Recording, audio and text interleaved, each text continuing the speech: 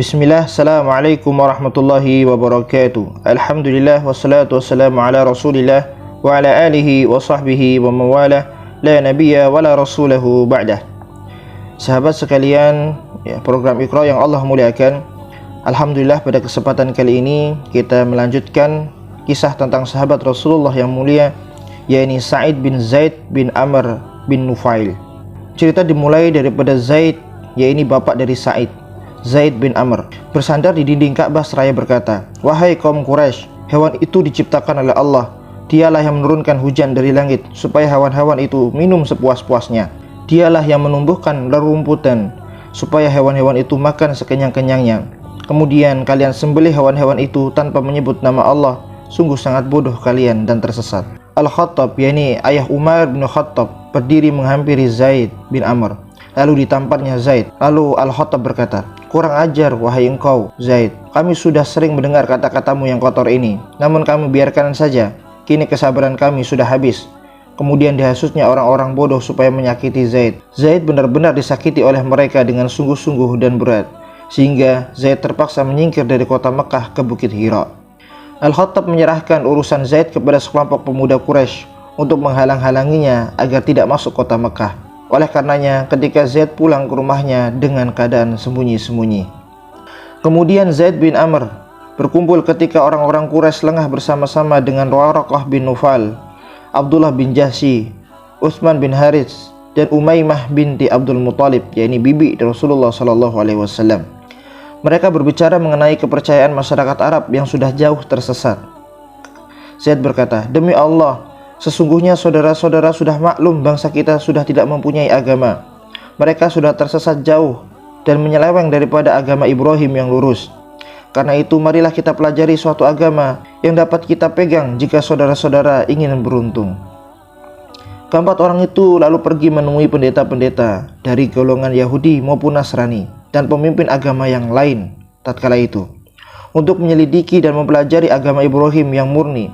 Waraqah bin Naufal meyakini agama Nasrani, Abdullah bin Jahsy dan Utsman bin Harits tidak menemukan apa-apa, sedangkan Zaid bin Amr mengalami kisah tersendiri. Marilah kita dengar kisahnya.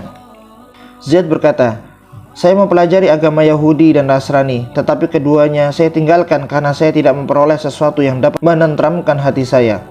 Lalu saya berkelana ke sebuah pelosok mencari agama Ibrahim. Ketika saya sampai negeri Syam, saya diberitahu tentang seorang rahib yang mengerti ilmu kitab. Maka saya datangi rahib tersebut, lalu saya menceritakan kepadanya pengalaman saya untuk belajar agama. Rahib itu berkata, 'Saya tahu Anda lagi mencari agama Ibrahim, wahai putra Makkah.' Lalu Zaid berkata, 'Betul, itulah yang saya inginkan.' Lalu rahib melanjutkan, 'Anda mencari agama yang dewasa ini sudah tidak mungkin lagi ditemukan. Tetapi pulanglah Anda ke negeri Anda. Allah akan membangkitkan seorang nabi di tengah-tengah bangsa Anda untuk menyempurnakan agama Ibrahim. Bila Anda bertemu dengannya, tetaplah ada bersamanya.' Lalu Zaid berhenti berkelana. Ia berniat kembali ke Mekah menunggu nabi yang dijanjikan itu. Ketika Zaid sedang perjalanan pulang, Allah mengutus Muhammad menjadi nabi dan rasul dengan agama yang hak. Tetapi Zaid belum sempat bertemu dengan beliau, dia dihadang oleh perampok-perampok Badui di tengah perjalanan. Dan Zaid pun terbunuh sebelum ia sampai kembali ke Mekah. Waktu ia akan menghembuskan nafas terakhirnya, Zaid mengadahkan tangannya ke langit seraya berkata, 'Wahai Allah, jika engkau mengharamkanku dari agama yang lurus ini, maka janganlah engkau haramkan pula anakku Sa'id untuk memeluk agama ini.' Allah memperkenankan doa Zaid. Serentak Rasulullah mengajak orang-orang masuk Islam. Sa'id pun segera memenuhi panggilan beliau menjadi pelopor orang-orang beriman, mengimani Allah dan membenarkan kerasulan Muhammad SAW. Tidak mengherankan kalau Sa'id secepat itu memperkenankan seruan Rasulullah. Sa'id lahir dan dibesarkan dalam rumah tangga yang mencela dan mengingkari kepercayaan dan adat istiadat orang-orang Quraisy saat itu. Sa'id dididik dalam kamar seorang ayah yang sepanjang hidupnya giat mencari agama yang hak. Bahkan ia mati ketika sedang berlari kepayahan mengejar agama yang hak tersebut. Sa'id masuk Islam. Sa'id bin Zaid masuk Islam tidak seorang diri. Dia masuk Islam bersama-sama istrinya Fatimah binti Al-Khattab, yaitu adik daripada Umar bin Khattab. Karena pemuda Quraisy ini masuk Islam, ia disakiti dan dianiaya, dipaksa oleh kaumnya supaya kembali ke agama mereka. Tetapi kenyataannya, kaum Quraisy tidaklah mampu mengembalikan Zaid beserta istrinya untuk mempercayai nenek moyang mereka kembali. Akan tetapi sebaliknya, Sa'id dan istrinya ini sanggup menarik seorang laki-laki Quraisy yang paling berbobot baik fisik maupun intelektualnya dalam Islam, yaitu Umar bin Khattab. Sa'id bin Zaid bin Amr bin Nufail membangkitkan segenap daya dan tenaganya yang muda itu untuk berkhidmat kepada Islam. Ketika ia masuk Islam, umurnya belum lebih daripada 20 tahun. Ia turut berperang bersama-sama Rasulullah dalam setiap peperangan. Ketika itu dia sedang melaksanakan suatu tugas penting lainnya yang ditugaskan oleh Rasulullah kepadanya. Dia turut mengambil bagian bersama-sama kaum muslimin mencabut singgasana Kisra, Persia, dan menggulingkan kekaisaran Rum. Dalam setiap peperangan yang dihadapi kaum muslimin, ia selalu memperlihatkan penampilan dan reputasi terpuji. Agaknya yang paling mengejutkan ialah reputasinya yang tercatat dalam peperangan Yarmuk. Marilah kita dengarkan sedikit kisahnya. Ketika terjadi perang Yarmuk, pasukan kami hanya berjumlah 24.000, sedangkan tentara Rum yang kami hadapi berjumlah 120.000 tentara. Lalu musuh bergerak ke arah kami dengan langkah-langkah yang mantap bagaikan sebuah bukit yang digerakkan dari tangan-tangan tersembunyi. Di muka sekali berbaris para pendeta-pendeta, perwira-perwira tinggi, panglima-panglima, dan paderi-paderi yang membawa kayu salib sambil mengeraskan suara membaca doa. Doa itu diulang-ulanginya oleh tentara yang berbaris di belakang mereka dengan suara mengguntur. Tatkala tentara kaum muslimin melihat musuh mereka seperti itu, kebanyakan mereka terkejut lalu menimbulkan takut di hati mereka. Abu Ubaidah bangkit mengobarkan semangat jihad kepada mereka.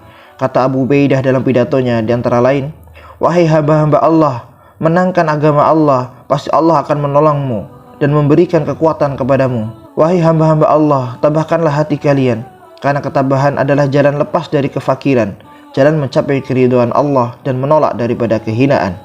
Siapkan lembing dan perisai, tetaplah tenang dan diam kecuali zikrullah dalam hati kalian masing-masing. Tunggu perintah saya selanjutnya insya Allah." Kemudian Sa'id bin Zaid melanjutkan ceritanya. Tiba-tiba seorang prajurit muslim keluar daripada barisan dan berkata kepada Abu Ubaidah, "Saya ingin mati syahid sekarang. Adakah pesan-pesan Anda kepada Rasulullah?" Abu Ubaidah menjawab, "Ya ada, sampaikan salam saya dan salam kaum muslimin kepada beliau. Katakan kepada beliau, sesungguhnya kami telah mendapatkan apa yang dijanjikan Tuhan kami benar-benar terbukti." Sesudah ia mengucapkan kata-kata itu, saya lihat ia menghunus pedang dan terus maju menyerang musuh-musuh Allah. Lalu saya membanting diri saya ke tanah dan saya berdiri di atas lutut saya. Lalu saya bangkit dan siap melompat menghadang musuh. Tanpa terasa, perasaan takut itu lenyap dalam diri saya dan dalam hati saya. Seluruh tentara kaum muslimin bangkit menyerbu tentara Rum. Perang berkecambuk segera berkobar dengan hebat. Akhirnya Allah memenangkan kaum muslimin. Sesudah itu Sa'id bin Zaid turut berperang menaklukkan Damaskus. Setelah kaum muslimin memperlihatkan kepatuhannya, Abu Ubaidah bin Jarrah mengangkat Sa'id bin Zaid menjadi wali di sana. Dialah wali kota pertama dari kaum muslimin setelah kota itu dikuasai. Dalam masa pemerintahan Bani Umayyah, merebak suatu isu dalam waktu yang lama di kalangan penduduk Yathrib terhadap Sa'id bin Zaid, yakni seorang wanita bernama Arwa binti Uwais menuduh Sa'id bin Zaid telah merampas tanahnya dan menggabungkannya dengan tanah Sa'id sendiri. Wanita tersebut menyebar-nyebarkan tuduhan ini ke kaum muslimin dan kemudian mengadukannya perkara ini kepada Marwan bin Hakam, wali kota Madinah saat itu. Marwan mengirim beberapa petugas untuk menemui Sa'id, menanyakan perihal tuduhan akan wanita tersebut. Sahabat Rasulullah ini merasa prihatin atas tuduhan yang dituduhkan kepadanya. Kemudian Sa'id berkata, "Dia menuduhku menzaliminya. Bagaimana mungkin saya menzaliminya? Padahal saya telah mendengar Rasulullah bersabda, siapa saya mengambil tanah orang lain walaupun satu jengkal, nanti di hari kiamat Allah akan memikulnya 7 lapis bumi kepadanya.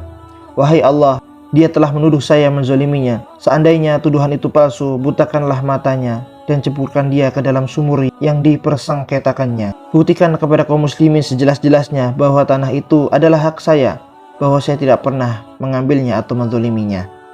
Tidak beberapa lama kemudian terjadi banjir yang belum pernah terjadi saat itu. Maka terbukalah tanda batas tanah Sa'id dan tanah Arwa yang mereka perselisihkan tersebut. Kaum muslimin memperoleh bukti Sa'idlah yang benar, sedangkan tuduhan wanita itu palsu. Hanya sebulan sesudah itu wanita tersebut menjadi buta. Ketika ia berjalan meraba-raba di tanah yang dipersengketakannya, ia pun jatuh ke dalam sumur. Peristiwa itu sesungguhnya tidak begitu mengherankan karena Rasulullah pernah bersabda, "Takutlah doa orang yang teraniaya, karena laisa bainahu wa bainallahi hijab, tidak ada batas antara dia dengan Allah Subhanahu wa taala. Alhamdulillah, demikianlah kisah Sa'id bin Zaid bin Amr, yang mana ambil sebuah hikmah dari kisah ini. Ini adalah bagaimana pentingnya kejujuran keimanan, mencari yang hak, mencintai yang hak. Jujur dalam hati, perkataan dan perbuatan adalah modal yang terbaik untuk bahagia dunia dan akhirat. Jalankan amanah, cintai kebenaran. Ketika orang menzalimi kita, jujurlah hanya kepada Allah, sampaikan kebaikan agar Allah Subhanahu wa taala yang akan membalasnya. Qulu qouli hada astaghfirullah wa lakum. Assalamualaikum warahmatullahi wabarakatuh.